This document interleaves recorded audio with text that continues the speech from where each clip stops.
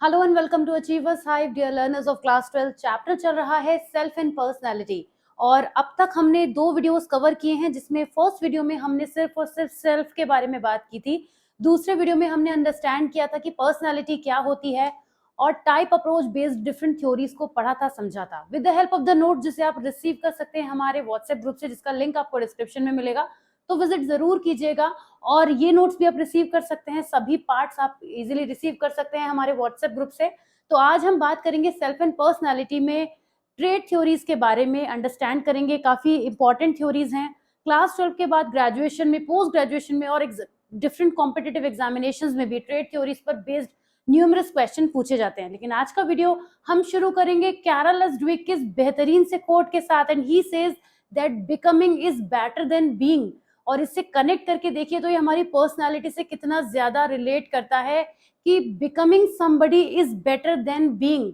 Of course हम जो भी बनने के प्रोसेस में होते हैं वो बने रहने से काफी बेहतर होता है। तो हमें अपनी पर्सनालिटी को और इम्प्रूव करने के लिए वर्क करना चाहिए, जैसे कि पर्सनालिटी डेवलपमेंट जो टर्म होती है वो यही डिफाइन करती है। तो चलिए आज के वीडियो की हम ऑफिशियली बिगिनिंग करते हैं, जिसमें ट्रेड थ्योरीज ऑफ पर्सनालिटी को एक एक करके अंडरस्टैंड करेंगे और बात करेंगे पहले कि ये ट्रेड थ्योरीज क्या है और समझेंगे कि ये ट्रेड्स क्या होते हैं। ट्रेड्स पर्टिकुलरली पूछे जाते हैं एग्जामिनेशन में 2 मार्कर में, और पूछे जाती हैं उनकी कैरेक्टरिस्टिक्स भी। तो चलिए समझते हैं। जो भी ट्रेड थ्योरीज हैं, वो पर्सनालिटी की जितनी भी ट्रेड थ्योरीज हैं वो इस कैटेगरी में, इस अप्रोच के अंदर डाली गई हैं। वो सभी थ्योरीज जो डिफरेंट साइकोलॉजिस्ट ने डिफरेंट डिफरेंट टाइम पीरियड में दी हैं, लेकिन उन्हें ट्रेड अप्रोच में इसलिए रखा गया है क्योंकि वो सभी एक ही सेम पेस पर बात करती हैं। मीन्स सभी ये बात करती हैं कि ह्यूमन के अंदर, ह्यूमन पर्सनालिटी में डिफरेंट ट्रेड्स होते हैं। वो ट्रेड्स के टाइप जरूर सब में अलग अलग होते हैं, लेकिन वो एग्जिस्ट करते हैं, हमारी पर्सनालिटी के इंपॉर्टेंट और इंटीग्रल कंपोनेंट्स होते हैं। यही समझाती हैं हमें trait theories. Traits are characteristic ways of behaving such as extrovert, introvert इसका सबसे कॉमन एग्जाम्पल है। जब हम कहते हैं ना कि वो बहुत एक्सट्रोवर्ट है या बहुत इंट्रोवर्ट है, तो ये एक कैटेगरी है जिसमें हम किसी पर्सन को डालते हैं, उसके ट्रेड्स की हम बात करते हैं। और जो ट्रेड्स होते हैं वो किसी भी पर्सन के बिहेवियर में नजर आते हैं, उसके एक्शंस के थ्रू नजर आते हैं। ट्रेड्स उसके अंदर इनेट कैरेक्टरिस्टिक्स होती हैं। अगर ट्रेड्स की कैरेक्टरिस्टिक्स की बात करें तो ट्रेड्स रिलेटिवली स्टेबल होते हैं ओवर टाइम। मतलब ट्रेड्स वो ही कहलाते हैं जो जल्दी चेंज नहीं होते। जैसे किसी पर्सन का बहुत ज्यादा गुस्सा करने वाला बिहेवियर होता है, तो वो हो सकता है कभी कभी बहुत नॉर्मल रहे, पर मोस्ट ऑफ द केसेस यानी ओवर टाइम वो चीज आपको कंटिन्यूएशन में दिखाई देगी। जैसे कोई पर्सन बहुत ज्यादा काम, कूल, कंपोज रहता है, तो अगर वो कभी गुस्सा करता है तो हम ये सोचते हैं कि अरे ये पर्सन इतना गुस्सा कैसे कर रहा है, तो बहुत काम पर्सन है। इसीलिए क्योंकि जो उसके बेसिक ट्रेट्स हैं वो एंगर के नहीं है, वो काम रहने वाले हैं। लेकिन किसी सिचुएशन में वो कुछ और भी तरीके से बिहेव कर सकता है। ये they are generally consistent across situation. अलग अलग सिचुएशन में पर्सन के जो ट्रेट्स होते हैं वो सिमिलर नजर आते हैं, सेम नहीं सिमिलर नजर आते हैं। और इसके अलावा उनकी जो स्ट्रेंथ होती है और उनकी स्ट्रेंथ का जो कॉम्बिनेशन होता है वो किसी भी पर्सन की पर्सनालिटी में अलग अलग कॉम्बिनेशन में देखने को मिलता है। जैसे कोई भी पर्सन अगर हम एग्जाम्पल के लिए लें तो वो गुस्सा भी होता है, वो खुश भी होता है, वो बहुत ज्यादा नाराज भी होता है, वो बातों का बहुत ज्यादा बतंगड़ भी बनाता है। लेकिन हर पर्सन में यही जो कॉम्बिनेशन है हर पर्सनैलिटी में अलग अलग तरीके से देखने को मिलता है। आते हैं ऑलपोर्ट की trade theory, which is very very important. Examination में ये लॉन्ग में भी पूछी जाती है। तो समझिएगा कि ट्रेड थ्योरी ऑलपोर्ट ने क्या कहा है अपनी इस थ्योरी में। गॉर्डन ऑलपोर्ट इनका पूरा नाम था। ये ट्रेड अप्रोच के पायनियर कहे जाते हैं। इनको एक बहुत इंपॉर्टेंट पर्सन माना जाता है बिकॉज इन्होंने ही ट्रेड अप्रोच की बिगिनिंग की थी।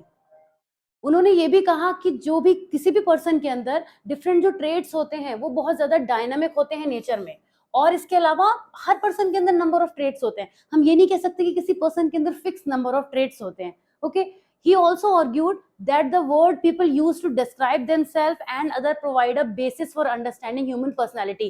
यानी कि जितने भी हम इंग्लिश में एडजेक्टिव्स यूज करते हैं, मैं इंग्लिश में इसलिए कह रही हूँ, हिंदी में भी हम यूज करते हैं, ऐसा नहीं किसी को प्रेस करने के लिए हम हिंदी में वर्ड्स यूज नहीं करते, लेकिन जनरली जो भी एडजेक्टिव्स या विशेषण हम किसी पर्सन को डिस्क्राइब करने के लिए यूज करते हैं उन सबको ऑलपोर्ट ने ट्रेड का नाम दिया। और उन्होंने इंग्लिश लैंग्वेज के बहुत सारे वर्ड्स को एनालाइज किया और उसी से ट्रेड्स निकाले जिसके थ्रू उन्होंने किसी भी पर्सन को डिस्क्राइब किया था easily. He organise traits into hierarchy of 3 levels. उन्होंने सेंट्रल, सेकेंडरी और कार्डिनल 3 तरह के ट्रेड्स में डिफरेंशिएट किया किसी भी पर्सन को, और कहा कि हर पर्सन के अंदर ये तीनों टाइप के ट्रेड्स होते हैं। लेकिन सभी का होना, प्रेजेंट होना जरूरी नहीं है। कार्डिनल वो ट्रेट्स होते हैं जो सबसे कम हमें देखने को मिलते हैं किसी भी पर्सन में, सेंट्रल मीडिएटर होते हैं, बीच के होते हैं, और सेकेंडरी जो होते हैं वो सबसे ज्यादा देखने को मिलते हैं, मतलब वो सबसे ज्यादा अमाउंट में नजर आते हैं किसी भी पर्सन के अंदर। कार्डिनल ट्रेट्स क्या होते हैं? सबसे पहले इनके टाइप समझ लेते हैं कि कार्डिनल ट्रेट्स होते क्या हैं। They are highly generalised disposition, they indicate the goal around which a person's entire life seems to revolve. Central traits, cardinal traits वो होते हैं जो ऐसे ट्रेट्स होते हैं जब आप उस ट्रेट के बारे में बात करते हैं तो किसी बड़ी पिक्चर को आप समराइज कर पाते हैं माइंड में। जैसे कि जब हम ये कहते हैं कि वो पर्सन बहुत ज्यादा गांधीवाद दिखा रहा है, तो नेचुरली हम गांधी जी की कुछ कैरेक्टरिस्टिक्स को उस पर्सन के अंदर देखने लगते हैं। इस तरह के ट्रेट्स को हम कार्डिनल ट्रेट्स कहते हैं, जो हाईली जनरलाइज्ड डिस्पोजिशंस होते हैं। They stand out at the top of the hierarchy and are collectively known as the individual's master control। जब हम हायरार्की की बात करते हैं तो क्लियरली ये हम एक पिक्चर बना सकते हैं जिसमें सबसे ऊपर नंबर पर आते हैं कार्डिनल ट्रेट्स, सबसे ऊपर आते हैं कार्डिनल ट्रेट्स, उसके बाद सेंट्रल ट्रेट्स, और लास्ट में आते हैं सेकेंडरी ट्रेट्स। ओके, तो ये हायरार्की में सबसे ऊपर आते हैं secondary traits. Let me right first. Hierarchy में सबसे ऊपर आते हैं कार्डिनल ट्रेट्स, और ये हर पर्सन में नहीं होते, लेकिन इसकी कुछ डिग्री किसी भी पर्सन में हो सकती है। They are considered to be an individual's ruling passion. Cardinal traits are powerful, but few people have personalities dominated by a single trait. Instead, our personalities are typically composed of multiple traits. हमारी जो personality होती है वो कई सारे trait से मिलकर बनी होती है, इसीलिए कई बार हम थोड़े थोड़े डोमिनेंस में किसी ट्रेट को, डिफरेंट ट्रेट्स का अगर कॉम्बिनेशन होते भी हैं तो वो कार्डिनल की फॉर्म में नजर नहीं आता, क्योंकि कार्डिनल होने का मतलब है उसका बहुत ज्यादा हमारे अंदर होना। जैसे महात्मा गांधी का जो नॉन वायलेंस है, हिटलर, नाजिम, ये सब एग्जाम्पल है कार्डिनल ट्रेट्स के।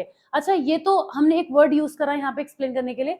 हम कई बार बच्चों को, मैंने सुना है ऐसा कहते हुए किसी टीचर के लिए, जो टीचर बहुत ज्यादा स्ट्रिक्ट होते हैं, तो बच्चे कहते हैं कि वो मैडम तो हिटलर हैं या वो सर तो हिटलर है। तो क्यों यहाँ पे हिटलर का मतलब क्या हो गया? वो टीचर की स्ट्रिक्टनेस को डिफाइन करने की कोशिश कर रहे हैं। तो यहाँ पर वो जिस ट्रेट की हेल्प से उस पर्सन के, यानी अपने टीचर के कैरेक्टरिस्टिक को डिफाइन कर रहे हैं, वही कार्डिनल ट्रेट होते हैं। ओके, जैसे कोई कहता है कि अमिताभ बच्चन जितना लंबा है, यानी कि वो जो लंबाई है अमिताभ बच्चन की, वो एक कार्डिनल ट्रेट है जिसको हम यूज कर रहे हैं for other person. Alright, central trait पे आते हैं। सेंट्रल ट्रेट हायरार्की में नेक्स्ट आते हैं। ये वो जनरल कैरेक्टरिस्टिक्स होती हैं जो हर पर्सन में वेरिंग डिग्री में पाई जाती हैं। मतलब आपके अंदर जो भी कैरेक्टरिस्टिक्स होती हैं एडजेक्टिव्स की फॉर्म में अगर देखें, जैसे लॉयल्टी, काइंडनेस, अग्रीबलनेस, फ्रेंडलीनेस, स्नीकीनेस, वाइल्डनेस, ग्राउचीनेस, जो भी ये सब कैरेक्टरिस्टिक्स हैं या और भी ज्यादा, वो आपके अंदर भी होंगे, आपके फ्रेंड्स के अंदर भी होंगे, लेकिन सब में अलग अलग डिग्रीज में देखने को मिलती हैं। तो सेंट्रल ट्रेट्स लोगों में बहुत कॉमन होते हैं और ये बेसिक बिल्डिंग ब्लॉक्स कहलाते हैं। कई बार 1 मार्क में क्वेश्चन पूछा जाता है कि which type of traits given by Allport are known as building blocks of personality. So these are central traits, और यही हमारे बिहेवियर को शेप भी करते हैं, क्योंकि जैसा भी हम बिहेव करेंगे तो हमारे सेंट्रल ट्रेट से ही पता चलता है कि हम किस तरह के पर्सन है, तो हमारी पर्सनैलिटी को भी ये क्लियर करते हैं। अब आते हैं सेकेंडरी ट्रेट्स पे। ये सबसे नीचे होते हैं और ये बेसिकली हमारे जो भी लाइक, डिसलाइक, प्रेफरेंसेस, ये कहलाते हैं। जैसे कि किसी पर्सन को आम खाना पसंद है, किसी को साइकिलिंग पसंद है, तो ये उसकी कैरेक्टरिस्टिक को दिखाता है। मतलब समवेयर तो पता चलता है ना किसी पर्सन के बारे में। जब कोई पर्सन आपसे ये कहता है कि मुझे फॉर एग्जाम्पल मुझे पेंटिंग बहुत पसंद है या मुझे डांस करना बहुत पसंद है, तो आप उसे एज अ डांसर परसीव करने लगते हो, आप उसे एज अ पेंटर परसीव करने लगते हो, तो ये उसकी कैरेक्टरिस्टिक आपके माइंड में बिल्ड होने लगती है। वही सेकेंडरी ट्रेट्स हैं कि जो भी हमारी लाइक डिसलाइक्स हैं, जो भी हमारी प्रेफरेंसेस हैं, जो हमें करना पसंद है, ये सब चीजें हमारे सेकेंडरी ट्रेट्स बन जाते हैं। ये ऐसे, they include things like preferences and attitudes. For example, a friendly person gets angry when people try to tickle him. Another is not an anxious person but always feels nervous speaking publicly। तो हमारे अंदर किसी काम को करने की जो भी एबिलिटी होती है, जिस तरीके का एटीट्यूड होता है, वो सारी चीजें भी हमारे इसमें सेकेंडरी ट्रेट्स में आती हैं। ऑलपोर्ट ने ट्रेट को इंटरवीनिंग वेरिएबल से ज्यादा समझा था, जो कि स्टिमुलस और रिस्पॉन्स की, किसी भी पर्सन के रिस्पॉन्स के बीच में होता है। जब हम किसी भी सिचुएशन के बारे में अपना कोई ओपिनियन देते हैं, एटीट्यूड शो करते हैं, या फिर अपना बिलीफ दिखाते हैं, लाइक डिसलाइक रिप्रेजेंट करते हैं, तो जो भी हमारा स्टेटमेंट है, जो भी हमारा उस बारे में ओपिनियन है, वो एक ट्रेट बन जाता है हमारे लिए। तो उन्होंने इसको इंटरवीनिंग वेरिएबल भी माना, क्योंकि वो एक स्टिमुलस और हमारे बीच को कनेक्ट करने का काम कर रहा है, इंटरवीन करने का काम कर रहा है। ओके, आगे बढ़ते हैं, अब आते हैं कैटल्स की ट्रेट अप्रोच पे। रेमंड कैटल काफी फेमस है इनका नाम, और इनका 16 PF टेस्ट भी बहुत इंपॉर्टेंट है, जो काफी लोग जो भी साइकोलॉजी पढ़ते हैं 16 PF तो वो करते ही अपने पूरे साइकोलॉजी की स्टडीज के दौरान। रेमंड कैटल ने ये माना कि there is a common structure on which people differ from each other. एक स्ट्रक्चर जो है वो कॉमन है, उसको हम एम्पेरिकली डिटरमाइन कर सकते हैं। इसके लिए इन्होंने एक स्टैटिस्टिकल मेथड अप्लाई किया जिसको हम बोलते हैं फैक्टर एनालिसिस। यहाँ पे लिखा हुआ है, इन्होंने फैक्टर एनालिसिस को यूज करके और out of a lot of factors, यानी लॉट्स ऑफ एडजेक्टिव्स कह सकते हैं, उसमें से 16 फैक्टर निकाले जिनको टोटल प्राइमरी या सोर्स ट्रेट का नाम दिया। ठीक है, 16 प्राइमरी फैक्टर निकाले। अब इन्होंने ये किया कैसे, आप ऐसे समझिए कि out of a lot of, let me clear first of all, out of a lot of traits, बहुत सारे ट्रेड्स में से, जैसे हम मान लेते हैं कि बहुत सारे ट्रेड्स हैं, एक पिक्चर बनाने की कोशिश कर रही हूँ, इस तरह से कुछ नहीं किया था ऑफकोर्स उन्होंने, मैं आपके माइंड में पिक्चर विजुलाइज कराने की कोशिश कर रही हूँ कि जब कैटल ने बहुत सारे ट्रेड्स को देखा जो कि ऑलपोर्ट ने क्रिएट किए थे, तो उनके माइंड में एक चीज आई कि इतने सारे ट्रेड्स हैं जिसमें से कुछ ट्रेड्स सिमिलर हो सकते हैं। जैसे कि अगर हम किसी पर्सन को उसके वैल्यूज और बिलीफ को अगर हम लेते हैं, बिलीफ को लेते हैं, तो बिलीफ और ओपिनियन एक तरह के सिमिलर ट्रेट हो सकते हैं। तो उन्होंने क्या करा, इन दोनों को कंबाइन कर कर एक फैक्टर बनाया। इस तरीके से जब वो फैक्टर एनालिसिस की हेल्प से डिफरेंट फैक्टर्स को कंबाइन करते चले गए, तो लास्ट में क्या हुआ, कम फैक्टर्स बचे। उन्होंने अप्रॉक्स 176 फैक्टर्स पर फैक्टर एनालिसिस को अप्लाई किया था, और धीरे धीरे इस तरीके से क्लबिंग करते करते करते ऐसी सिचुएशन आई कि ये फैक्टर्स सब कम होते चले गए, क्लब होते चले गए, और लीडिंग फैक्टर्स बनते गए। वो लीडिंग फैक्टर्स लास्ट में जो उन्होंने डिसाइड करे वो निकले 16 फैक्टर, और उनको उन्होंने कहा कि ये सोर्स ट्रेड्स हैं। वो जो 16 फैक्टर निकले, यानी फैक्टर का मतलब ट्रेड्स की बात हो रही है, 16 ट्रेड्स जो निकले, पर्सनालिटी ट्रेड्स जो निकले, उनको इन्होंने कहा कि ये सोर्स ट्रेड्स हैं। ठीक है, अब उन्होंने कहा कि सिर्फ सोर्स ट्रेड्स नहीं होते, ये भी तो आपस में इंटरैक्ट कर सकते हैं। जिस तरह से वो पहले, मैं अभी जो आपको पिक्चर दिखा रही थी, जिस तरह से पहले उन्होंने बोला था कि ट्रेड्स आपस में इंटरैक्ट कर करके एक कैटेगरी बना रहे हैं, क्लस्टर होते जा रहे हैं, उसी तरीके से ये जो 16 है, इनमें भी कुछ आपस में इंटरैक्ट करके एक नया ट्रेड फॉर्म कर सकते हैं। तो वो जो नया, इन 16 के आपस में किसी भी 2, 3, 4 या ज्यादा ट्रेड्स के आपस में इंटरैक्शन से जो नए ट्रेड्स बनेंगे, उनको उन्होंने नाम दिया surface traits. Okay, surface traits क्या है और सोर्स ट्रेड्स क्या है? Source traits are stable and are considered as the building block of personality. Cattell के अकॉर्डिंग बिल्डिंग ब्लॉक पर्सनैलिटी के क्या है? Source trait. जबकि हम ऑल पोर्ट के हिसाब से पढ़ रहे थे तो कौन से ट्रेड्स थे? सेंट्रल ट्रेड, ये याद रखिएगा। उसके बाद besides this there are also number of surface traits that result out of the interaction of source trait. Source traits के ही इंटरैक्शन से नए ट्रेड्स बन जाते हैं, ऑफ कोर्स बनेंगे, दो या तीन के कॉम्बिनेशन से, जिनको उन्होंने सरफेस ट्रेड्स का नाम दिया। अब उन्होंने जो यहाँ पे सोर्स ट्रेड्स बनाए थे, 16 थे, बनाए थे, वो पेयर में बनाए थे। जैसे अग्रीबलनेस, जैसे न्यूरोटिसिज्म और साइकोटिसिज्म, तो ये दोनों एक दूसरे के ऑपोजिट है। तो इस तरीके से उन्होंने पेयर बनाकर 16 ट्रेड्स के पेयर बनाए थे। जो हम 16 ट्रेड्स पढ़ते हैं वो पेयर में होते हैं। Okay, he developed a test जिसको हम 16 पर्सनालिटी फैक्टर क्वेश्चनर कहते हैं। जो भी लोग साइकोलॉजी पढ़ते हैं वो 16 PF के क्रॉस जरूर आते हैं। ये एक ऐसा टेस्ट है जो आपको कंडक्ट करना ही होता है। ओके, ये काफी ज्यादा यूज होने वाला पर्सनालिटी टेस्ट है। अब आते हैं आइजेंक के 3 डायमेंशन थ्योरी पर। आइजेंक जो थे, हैंस जे आइजेंक, इन्होंने जो पर्सनालिटी थ्योरिस्ट थे, इन्होंने जो टेस्ट बनाया था उसमें शुरुआत में इन्हीं 2 कैटेगरीज को शामिल किया था। उन्होंने सिर्फ 2 ही कैटेगरी रखी थी, एक्स्ट्रावर्जन, इंट्रोवर्जन, एक्स्ट्रावर्जन और इंट्रोवर्जन, और दूसरी इन्होंने रखी थी न्यूरोटिसिज्म वर्सेस स्टेबिलिटी। 2 तरीके के इन्होंने जो ट्रेट्स को डिफाइन किया था। उन्होंने कहा था कि जो ह्यूमन का नेचर है, पर्सनालिटी होती है, वो इस फॉर्म में नजर आती है। इस वर्सेस का मतलब है ईदर और, या तो पर्सन एक्सट्रोवर्ट होता है या इंट्रोवर्ट होता है, या फिर न्यूरोटिसिज्म पर हाई होता है, स्टेबिलिटी पे हाई होता है, इमोशनल स्टेबिलिटी इसका मतलब होता है। एक्सट्रोवर्ट इंट्रोवर्ट तो आप जानते हैं, पहले से सुनते आए हैं, और अपने बारे में भी आप लोग अक्सर कहते हैं। न्यूरोटिसिज्म का मतलब होता है इमोशनली अनस्टेबल। ऐसे पर्सन जो इमोशनली अनस्टेबल होते हैं उनके लिए न्यूरोटिक वर्ड या न्यूरोटिसिज्म यूज करते हैं। और स्टेबिलिटी मतलब इमोशनल स्टेबिलिटी। इन 2 कैटेगरी में उन्होंने लोगों को डाला। और उन्होंने ये भी कहा कि ये जो टेम्परामेंट होता है किसी भी पर्सन की पर्सनालिटी का, वो जेनेटिकली बेस्ड होता है। मतलब ये हमें जीन्स में मिलता है, हम ऐसे जो होते हैं वो हम जेनेटिकली होते हैं, कहीं ना कहीं वो हमारे बायोलॉजिकल सिस्टम की तरफ चले गए। और उन्होंने 2 स्पेसिफिक पर्सनालिटी डायमेंशन को डिफाइन किया। अब उन्होंने अपनी वाइफ के साथ इसमें बाद में और कोलैबोरेशन करा और उन्होंने ही अपनी थ्योरी में खुद चेंजेस करे, साइकोटिसिज्म और सोशलाइजेशन इस कैटेगरी को भी डाला, इस कैटेगरी को भी अपनी थ्योरी में इंक्लूड करा।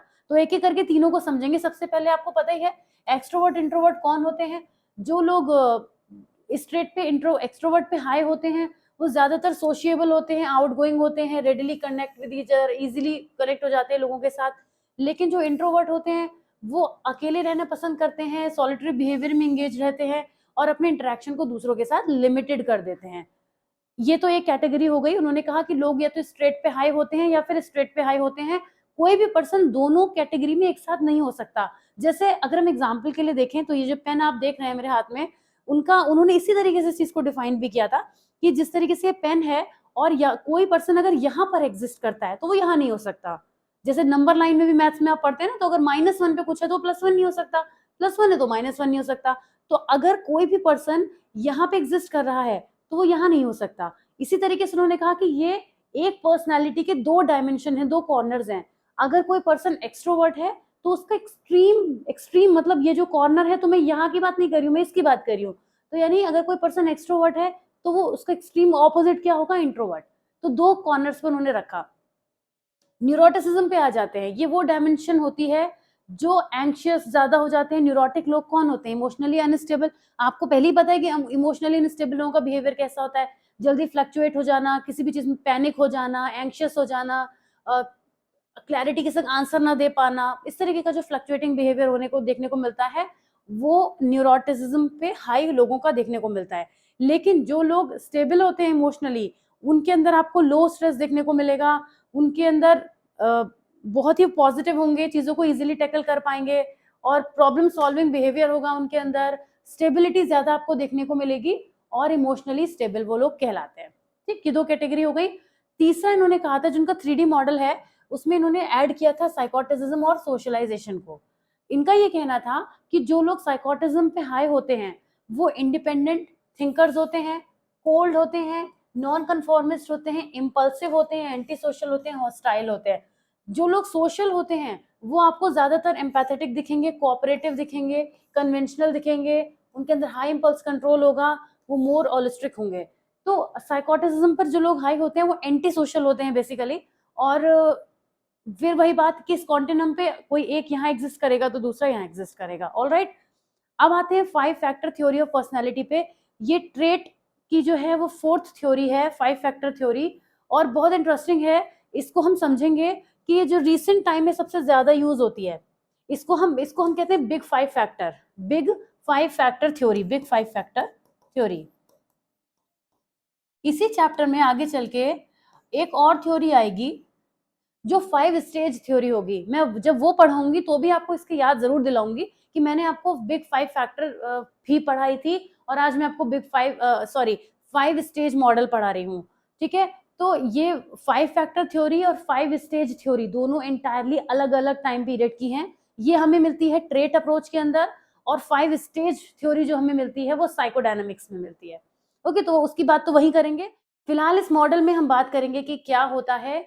यहाँ पे 5 ब्रॉड पर्सनैलिटी फैक्टर्स को लिया गया है और उस पर्सनैलिटी फैक्टर्स के अंदर सब कैटेगरी की तरह से छोटे छोटे और भी कई सारे, मतलब छोटे तो नहीं है एग्जैक्टली वो इतने, लेकिन छोटे का मतलब ये हो गया कि उनकी अपनी कैटेगरी है, वो बहुत सारे अंदर कैरेक्टरिस्टिक्स होल्ड करते हैं। इसको याद रखने का ये रॉबर्ट कॉस्टा और मैकरे ने ये दिया था इसको, और यहाँ पे इसको याद रखने का सबसे अच्छा तरीका है ओशियन, जो कि मैंने यहाँ पे शॉर्ट में लिखा भी हुआ है।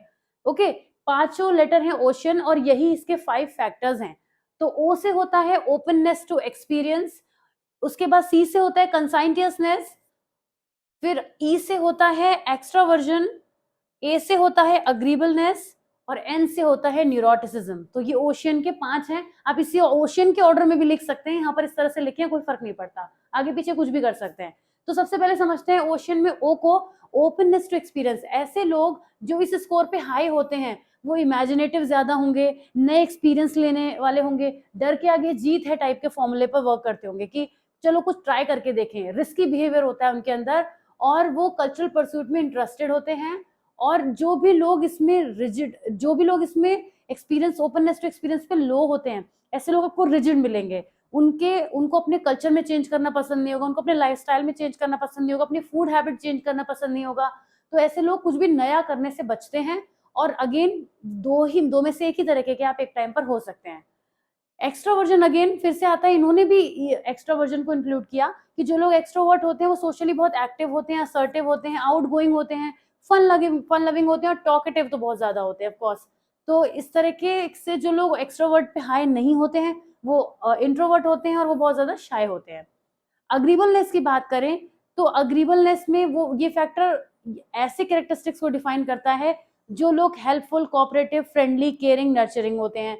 ओके, लेकिन इसके ऑपोजिट अगर हम बात करें तो सेल्फ सेंटर्ड और हॉस्टाइल टाइप के लोग होते हैं, मतलब एंटी सोशल टाइप के। अग्रीबलनेस में आपको सोशलाइज्ड लोग ज्यादा मिलेंगे, जो लोगों से घुलना मिलना पसंद करते हैं, पार्टी करना पसंद करते हैं। लेकिन अग्रीबलनेस पे जो लोग लो होते हैं, जिनका पर्सनैलिटी फैक्टर का ये स्कोर लो आता है अग्रीबलनेस पे, वो लोग इसके ऑपोजिट कैरेक्टरिस्टिक के देखने को मिलते हैं।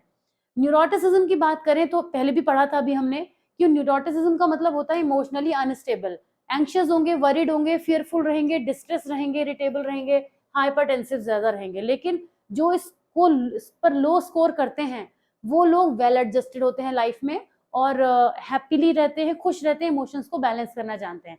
कंसाइटियसनेस की बात अगर करें तो इस फैक्टर पे जो लोग हाई स्कोर करते हैं वो लोग अचीवमेंट ओरिएंटेड होते हैं, डिपेंडेबल होते हैं, रिस्पॉन्सिबल होते हैं, prudent, hard working and self control होते हैं, अपने लिए चीजों को डिसाइड करना जानते हैं, अपने लिए डिसीजन मेकिंग में अच्छे होते हैं।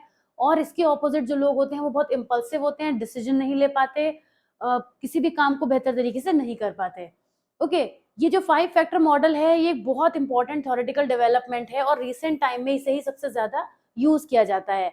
और ये भी माना जाता है कि इस पर जो टेस्ट बेस्ड है, 5 फैक्टर थ्योरी पर जो टेस्ट बेस्ड है, उससे जो भी हम पर्सनालिटी निकालते हैं वो आज के टाइम में किसी भी पर्सन की रियल पर्सनालिटी, एक्चुअल पर्सनालिटी निकल कर आती है। तो this is the 5 factor theory. ये सारा कंटेंट आप जब नोट्स रिसीव करेंगे तो अपने आंसर्स के लिए यूज करेंगे। एक्सप्लेनेशन से आप समझ पा रहे होंगे कि इसका हमें किस चीज का क्या इंपॉर्टेंस है। कई बार ये क्वेश्चन आता है कि how stable are the big 5 traits over one's life span. हमारी लाइफ में कितने स्टेबल होते हैं जो ट्रेट्स होते हैं, तो ये हमारी लाइफ में काफी ज्यादा स्टेबल होते हैं, ये इसका आंसर है। और पांचों के बारे में हमको लिखना है, पांचों के बारे में हमको एक मिक्स आंसर देना है जिसकी हेल्प से हमें पता चल पाएगा कि ये हमारी लाइफ में कितने ज्यादा स्टेबल होते हैं। तो वीडियो काफी लंबा हो गया है, इतने पेशेंस के साथ अगर आपने पूरा एंड तक देखा है तो I would say thanks to you, इस मेहनत को, इस हार्डवर्क को रिकॉग्नाइज करने के लिए, रियलाइज करने के लिए। और आप भी, अब आपका हार्डवर्क शुरू होता है यहाँ से। नोट्स को पढ़िए, क्वेश्चन आंसर प्रिपेयर करिए और अपना फीडबैक जरूर दीजिएगा कमेंट पे अगर आपको वीडियो अच्छा लगा है तो। और चैनल को जरूर सब्सक्राइब कर लीजिएगा अगर नए हैं, और बने रहिए इसी तरह हमारे साथ। इस चैप्टर को हम बहुत अच्छे तरीके से कंप्लीट और कवर करने वाले हैं। अगले पार्ट में मैं आपसे फिर मिलूंगी, आगे साइकोडायनामिक्स को हम कवर करेंगे। Till then take care of yourself, bye bye.